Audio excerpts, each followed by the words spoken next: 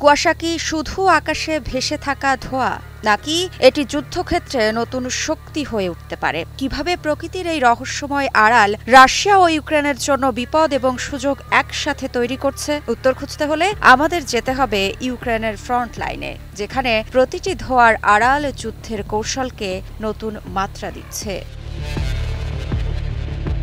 গত কয়েকদিনে ইউক্রেনের বিভিন্ন ফ্রন্টলাইন ঘন কুয়াশায় ঢাকা পড়েছে। ড্রোন এবং আকাশ থেকে নজরদারির সব প্রচেষ্টা হঠাৎ বাধাগ্রস্ত হয়ে পড়েছে।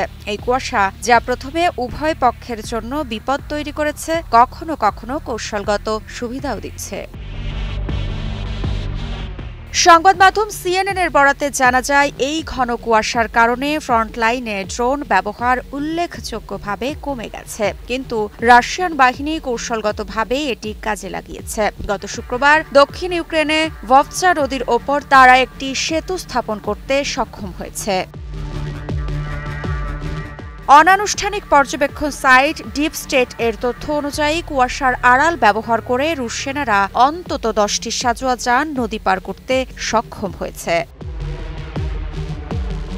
একজন ইউক্রেনীয় সৈনিক স্তানিস্লাভ বুনিয়াদ টেলিগ্রামে লিখেছেন, কুয়াশা এত ঘন যে শত্রু সেনারা জমায়েত করছে, কিন্তু আমাদের জন্য এটি এক অদ্ভুত পাশা খেলা। দোনেক্স অঞ্চলের পোক্রোভস্কেও ড্রোন চালানো কঠিন হয়ে পড়েছে। এক ইউক্রেনীয় সেনা মন্তব্য করেছেন, ড্রোন আপনার অবস্থান সহজে প্রকাশ করতে পারে না, তাই চলাচল কিছুটা সুবিধাজনক, কিন্তু পুরো পরিস্থিতি এক অদ্ভুত কৌশলগত গেমের মতো।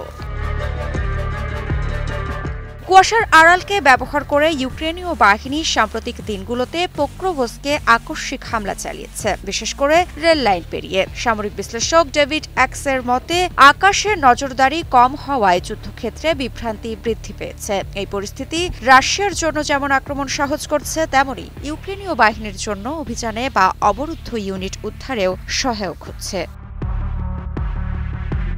বাছাইকৃত কাঁচামাল ও স্বয়ংক্রিয় ইউরোপিয়ান মেশিনে তৈরি হয় all time honeycomb, all time healthy life. ইতিমধ্যে দক্ষিণাঞ্চলীয় জাপোরাজিয়ার রাশিয়ার অগ্রগতি লক্ষ্য করা গেছে। রুশ প্রতিরক্ষা মন্ত্রণালয় জানিয়েছে, তারা ইয়াভলুকোভে ও আরও 2টি গ্রাম দখল করেছে। অন্যদিকে ইউক্রেনীয় বাহিনী বলেছে, গত একদিনে প্রায় 40টি সংঘর্ষ হয়েছে এবং প্রায় 300 রুশ সৈন্য হতাহত হয়েছে।